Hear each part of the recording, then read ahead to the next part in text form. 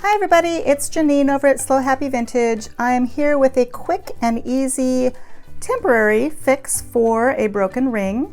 This is a cute little Art Deco ring. It's sterling silver and glass that I found at, I think it was an antique store. It was not very expensive because it was broken. Let me insert a picture of the breakage. What I decided to do, I wanted to wear it and it was pinching my finger, so I thought, what can I do? I went to the local Hobby Lobby or Michael's and I found these cording crimps for making jewelry.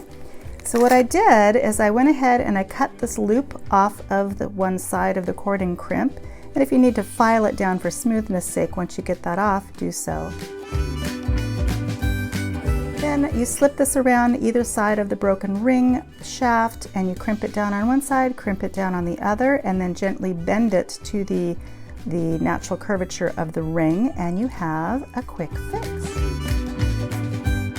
Here is the finished ring, and as you can see, it is now more or less intact, and I can wear it now without it pinching. So there you have it, quick and easy fix for a broken ring.